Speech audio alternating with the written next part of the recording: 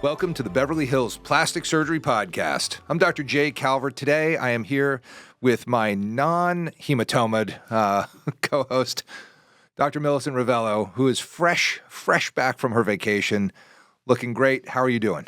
I'm doing really well. And I think it's because if you took my blood alcohol content right now, I'm still like 5% Mai Tai. Oh, there you go. Nice. That's good. Yeah, got back from vacation last night. I was at the house at 11:30 p.m. and I was at the office at 7 a.m. No rest for the weary, but here we are.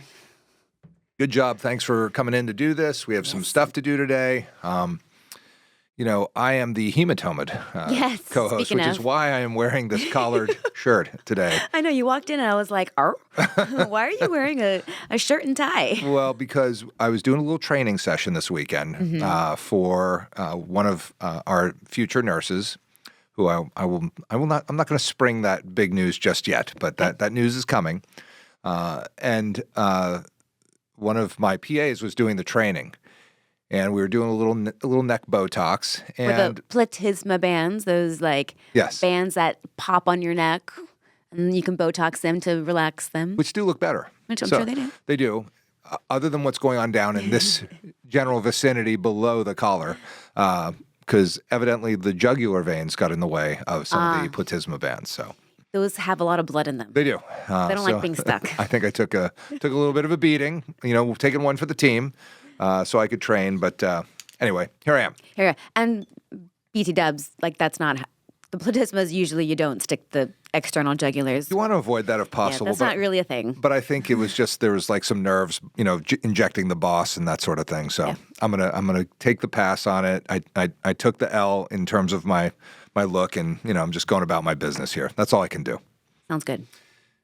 So good news today. The Newsweek rankings came out for the top plastic surgeons in the U.S., and I was happy to see them. And I will note, though, that I was no longer number 3 in rhinoplasty anymore. Uh-oh. What are you?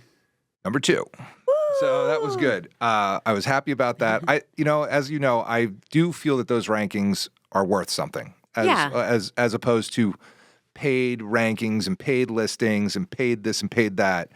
I feel like that Statista company really makes an effort to try to get to who the best plastic surgeons are in the eyes of other plastic surgeons. Right, because that's how they are voted on. Supposedly, no one's ever asked my opinion, and I have opinions, but no one's ever asked me. You haven't done the survey? I have never received a survey. So you need to get that survey. Because it's a survey of other plastic surgeons voting on plastic surgeons. So it's not like, a social media ranking. It's not who pays the most for, SEO stuff. It actually is as ranked by other plastic surgeons. Correct. And the way that it works, because I did the survey again this year, and it's very specific. You cannot, as the plastic surgeon, I cannot vote for you because we work together in a capacity that is identifiable. Right. If you're in a surgery center conglomerate together, if you are in a department of plastic surgery together, if you are at the same university together, if you are business partners, you can't vote for any kind of vested interest, correct, mutual benefit. Right. So, you can't vote for me to make me go up the ranks so that your business does better due to me being seen as a top plastic surgeon. So that's why I think it's so valuable, because when I do the survey, you really have to look at it very carefully.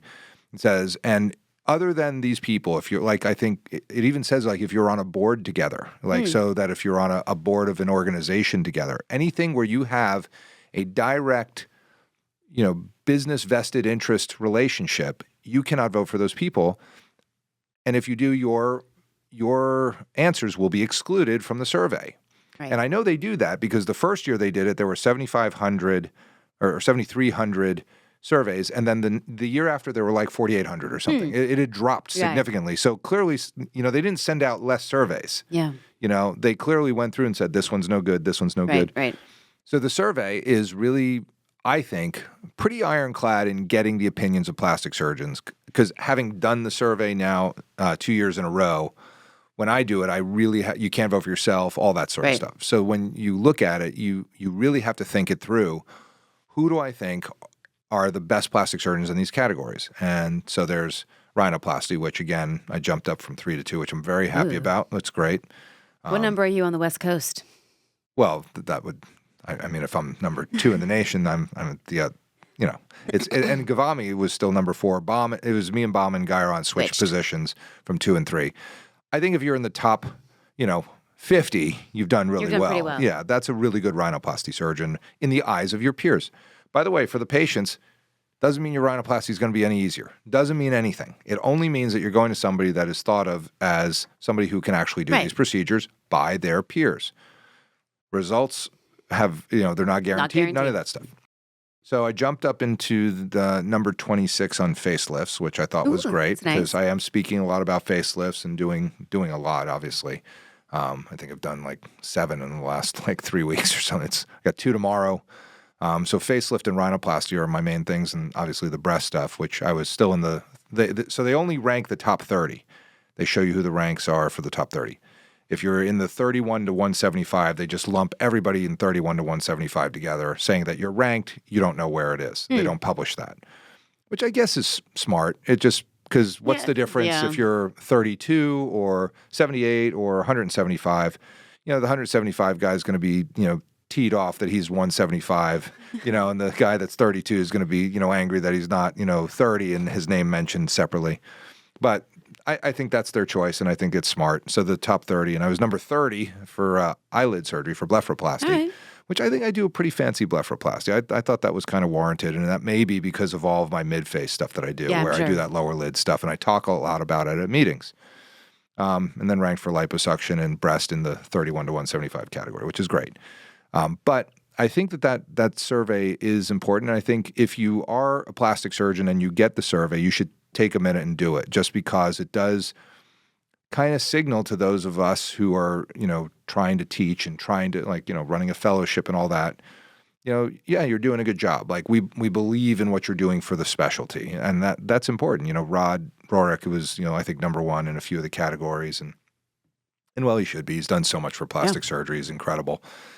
Bill Adams was number 1 for breast surgery, which again, this is a guy who talks a lot about breast surgery and does a ton. He publishes, he, and that's who I think people know the names and they know their work, and they go, if it's not the people around me, these are the guys. So I thought it was good. Did you see it at all, or not yet? This is the first you hear of it. This is the first I've heard of it. Everything's brand new. Big news, right? So I'm happy about that. I'm happy that I was recognized. I am grateful to my peers for recognizing, my contributions, whatever they are. I'm grateful that the patients, still come here and get surgery. It's great. And I do. Every time I walk in the operating room, I say a little prayer for my patients that today is going to be the best operation I've ever done. And well, it should be, because it's what I'm up to. You're up to. That's what I'm doing that day, right? I don't walk in and go no, I walk in and I go, here we go. This is it. This is the best. This is going to be the best facelift I've ever done. This is the best rhinoplasty I've ever done. And I think you should have that attitude if you're a surgeon. I think that's really how it needs to be. I could not agree more. I love it. And, Dr. Rovelo, I wanted to show you because some things in plastic surgery are not all peachy lately. Okay. And I hate to spring this on you, but I know I've set you up for this because I want you to see it. I did a little TikTok last week. Why don't you watch it? Okay. It's just go ahead and watch the TikTok right now. It's on my it's on my TikTok account. And for those of you, if you're trying to find my TikTok account, there's about 78 fake ones. The real one has Dr. Jake. It's Dr.Jaycalvert, Dr. Calvert. And you can tell it's the real one because there's one of the pinned videos has 1.3 million views. So if it doesn't have 1.3 million views, that's not it. It's not it. You want to know a funny aside? So my son said that he started following you, a week or 2 ago. And he's like, right after I started following Dr. J. Calvert, I got 3 more requests from fake Dr. J. Calvert. Yeah, there's so many fakes. He was like, if I followed the real one, why would I follow these fake ones with 5 followers? There are so many fake accounts. He's like, the bots. Yeah, that's the deal. It's unfortunate. But anyway, so go ahead and watch that video. And for never those of you seen watching this at home, before. This is my honest reaction. All right, so I'm looking at one of the latest Instagram posts from one of the prominent Southern California facelift surgeons. And I will tell you that it bothers me.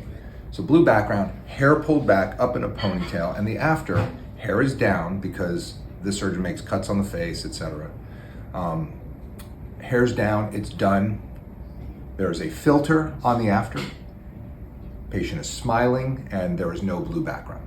This is being put up on Instagram, right here on my phone as a before and after. That is a way for patients to evaluate whether they want to come to the surgeon. It's just not true. And I know it's Instagram, and everybody says, oh, it's just marketing, go to their website. Well, it's on the website too, the same one. I think that it's unethical. I think it's just not, it's not the way to do this. And I think if you're going to show the afters all done up, then just show a patient with a filter and done up, and don't say this is the before and after, because that's not a medical before and after. If you are trying to evaluate the photographs, you should have a way to look at the before and after and say, is this a fair assessment of what happened? Because the filtered after with a medical before doesn't make sense to me. No, not at all. No, that's great. I think we've said that on this podcast like a gajillion times. Like the filters and the smiling, happy faces of an after photo don't make any sense. Like if your before is this like no makeup, 5 a.m. shot of a person against a blue background. Right. With like crappy office lighting. Yet that it's okay. Like it's being done constantly.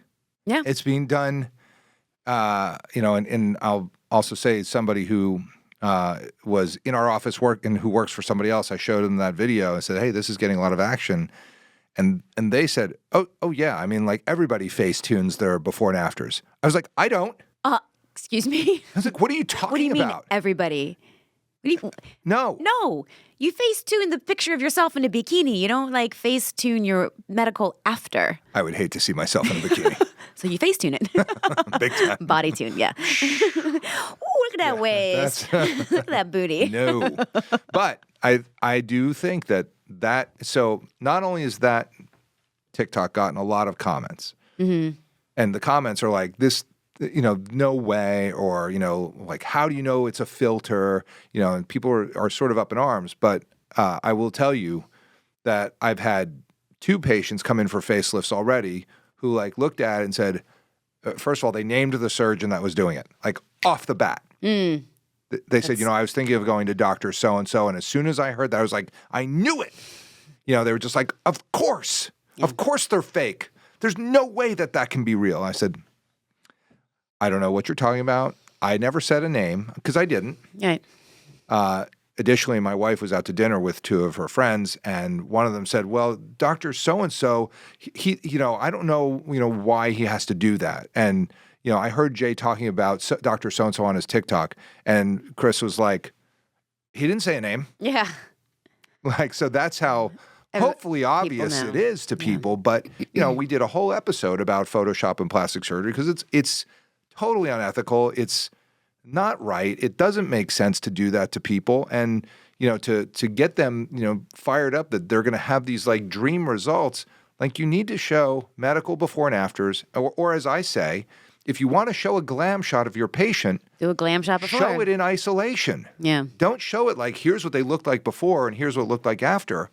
I have glam shots of my patients, that they send me, and I'm like, oh my God, they look great.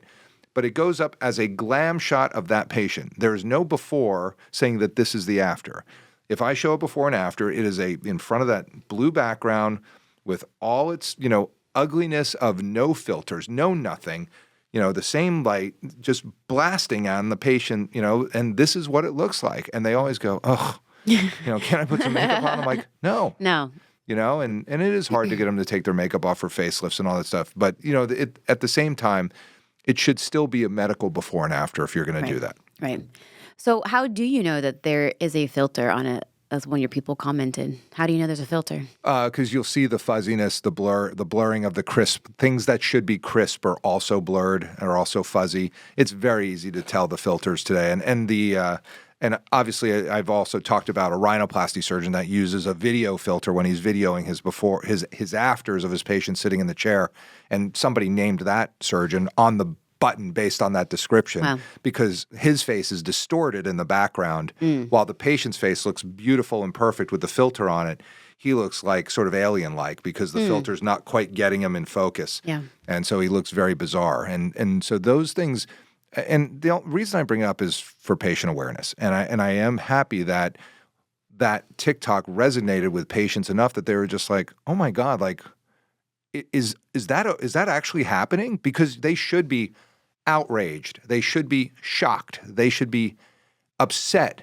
And the people that go there and get these operations done because they want to look like these glam shot afters, well, then go get a glam shot after. Don't spend, these, inordinate amounts of money, these crazy numbers to fall for that kind of BS. That's why I love some of my buddies who do facelifts show their afters or them standing next to their patient with a video on with no filter in front of a blue background. And you know what? That's an honest, honest depiction of what's going on. That's like when I have my patient sitting in a chair, I'm like, here they are after their facelift. Look at these incisions. I want to show you how this works because then you know what you're signing up for. It's reality. And that's what we need in plastic surgery because it's your body, it's your face, and it really matters. It super duper matters. And that's why you're climbing the ranks in the facelifts. I hope so. I mean, you're coming for number one with the rhinos. I don't think that's happening. I think I have to wait for Rod to retire, and he'll probably still be number one. He probably still will. He might be number one posthumously. It's like, well, he's 127 years old today. If he were still here, and he's number one. I don't know. He may make it to 127. That guy's kicking butt. But that's the thing is you want it to be an honest depiction of what you're doing, and that's why I made that TikTok. Because I was just. And Hunter, our video man was right there, and he could see the disgust on my face. Because that video, the before and after came up on my feed, and I was just like, come on. I was like, are you kidding? Like, are you really passing this off as your before and after? Like, I was just, and he was like, ooh. Ooh. Hold that. Save that for the cameras. Say that again. He was like, what's going on? I was like, I'm looking at this before and after. And it's just, like, how can I compete with that? Well, that's the other problem, right? Because the rest of people who are doing the legit befores and afters, people are going to look at it and be like, eh. I don't want to look like that. Yeah. That person looks normal. Right, exactly. I want to look like I just walked off a movie set. Yeah, me too. Same. You kind of do that. Where's my wind machine? Yeah, Jen Kiner brings a wind machine when she plays with Foxy Koda. I know. That's what I was thinking of. I saw her playing, and I was like, damn, how do I walk around with one of those? Get a wind machine for the office. Yes.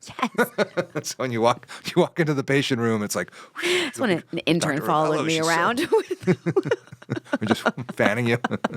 or like a couple of fans and a light pad. I could see that. Yeah, but that's the thing.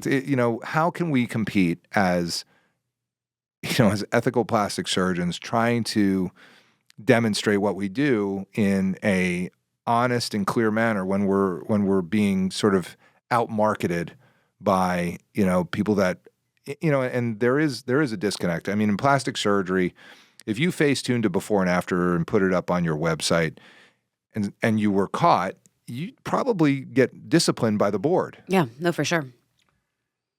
And we're plastic surgeons, right? So these other specialties who do facelifts, who are not plastic surgeons in the traditional American Board of Plastic Surgery sense of the word, they don't have that oversight. They're not going to get dinged by some ethics committee because there isn't one. They aren't going to get told to stop. Like cease and desist, or we're going to talk about your boards, or and that's the other thing too. If you get disciplined by the Board of Plastic Surgery, it goes to the Medical Board of California. Just don't do they it. report you. Yeah. So we have a lot of pressure on us, obviously, which we should, to do it the right way. And why should that even be pressure? You should do it the right way. Just do it the right way. Because I always say this, it is people's bodies. It is their face, it's their body, it's their health. There is no excuse for trickery when it comes to having people decide to have plastic surgery. I couldn't agree more. All the young plastic surgeons out there, just don't do it. Just because it seems like everyone else is. Don't do it. Don't do it. Go take the high road. It's longer. It's harder. But when you do the work, you can at least look back and say, I built this myself. Right. I did this. I made it work. I made these operations work for my patients, and they're happy with them. And you don't have to, explain yourself to anyone. I agree. Anything else about the rankings, about plastic surgery, about representing what you do? Just happy to be back in the saddle? Just happy to be back here. Kind of. I mean, I'm getting there. The Mai Tais are wearing off. You have and of course you came back, of course, with a huge body lift. Yes. It's on deck. Up. Yes. Right? Yeah, don't ease into it. There's no easing in. Don't ease into it. Yeah. Just get back and get in the saddle. Yes. All right. Well, and I think that's good for that patient. I think you'll do very well for them. I saw the case. It looks great. It doesn't look easy. They're not easy. No, but they're work. He'll do great. Good. All right, Dr. Rovelo. Well, in that case, this is the Beverly Hills Plastic Surgery Podcast coming to you from the 90210.